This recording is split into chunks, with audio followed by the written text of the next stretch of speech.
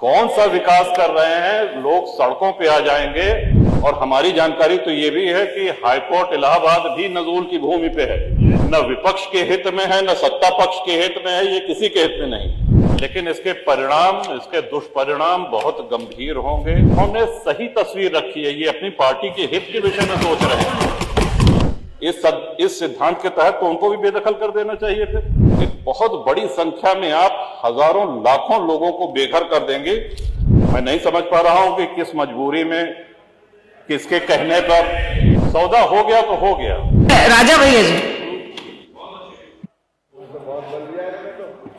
आदरणीय अध्यक्ष महोदय,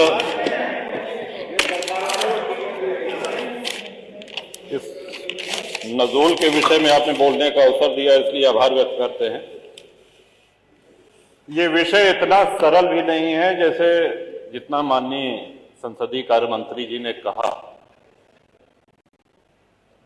ये विधेयक छोटा हो सकता है, लेकिन इसके परिणाम, इसके दुष्परिणाम बहुत गंभीर होंगे। और इतने दिनों के विधानसभा के कार्यकाल में जब भी विधेयक आते हैं तो सत्ता पक्ष एकमत होता है और विपक्ष उसके विरोध में होता है। मैं सिद्धार्थनाथ जी और हर्ष जी को भी आभार व्यक्त, इन्होंने सही तस्वीर रखी है, ये अपनी पार्टी के हित के विषय में सोच रहे हैं।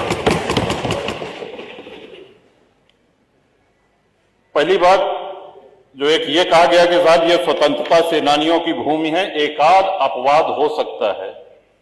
जो स्वतंत्रता सेनानी थे, जिन्होंने अपने प्राणों को आहूत किया, बलिदान दिया, वो इतने बड़े लैंडलॉर्ड, इतने बड़े पूंजीपति नहीं थे कि महानगरों में उनकी बड़ी बड़ी जमीनें हों। और ये प्रकरण सिर्फ प्रयाग अकेले तक ही सीमित नहीं है, इसमें काशी है, इसमें अयोध्या है, इसमें मेरठ है, इसमें गाजीपुर है, गोंडा है, कहां नहीं है, कानपुर है, सीतापुर है। अब देखिए, सभी माननीय सदस्य खुद कर रहे हैं। माननीय महोदय, पहले तो बोनाफाइड एक शब्द जो इसमें कहा गया कि जिसने लीज की किसी भी शर्त का उल्लंघन न किया हो, उनको छांट करके ये उनको चॉइस दी गई कि आप चाहें तो ये किस्त जमा करके और अपना फ्री होल्ड करा लीजिए।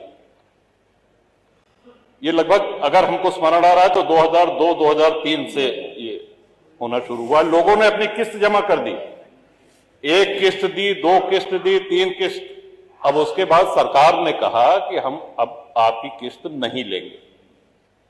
देखिए, सरकारें कंटिन्यूटी में, जैसा सिद्धार्थनाथ जी ने कहा, जो निर्णय हो गया है, सरकारें आएंगी जाएंगी, बदलेंगी। आप किसी से किस्त पे कोई सामान लेते हैं तो किस्त, वो सामान आपका हो गया, वो संपत्ति आपकी हो गई। अब आप ये नहीं कह सकते कि नहीं, वो जो 15 साल पहले या 20 साल पहले या 25 साल पहले जो तुमने किस्त दी थी, ये पकड़ो अपनी किस्त और भूल जाओ उसको। और हम बहुत से ऐसे माननीय विधायक हैं जो शहरी क्षेत्र से हैं, लेकिन शहरी क्षेत्र से होते हुए भी ग्रामीण परिवेश का उनको पूरा ध्यान है। अधिकांश विधायक ग्रामीण परिवेश से आते हैं। अब जो गांव बसे हुए हैं, माननीय अध्यक्षता महोदय, हम भी ये जानकारी चाहते हैं कि गांव जो बसे हुए हैं, क्या वो लोग अपनी भूमिधरी में घर बनाए हैं? इस सिद्धांत के तहत तो उनको भी बेदखल कर देना चाहिए। फिर जो आबादी में है, जो ग्राम समाज में है, गांव के गांव बसे हैं, गांव में अपनी भूमिधरी में किसने घर बनाया है? सब कच्चे में गांव। तो कौन सा विकास कर रहे हैं? लोग सड़कों पे आ जाएंगे। और जब उस समय अंग्रेजों के बंगले, अगर प्रयाग की ही बात की जाए, तो सिविल लाइंस में भारतीयों को घर लेना निषिद्ध था, मना था। वहां सिर्फ अंग्रेज रह सकते थे।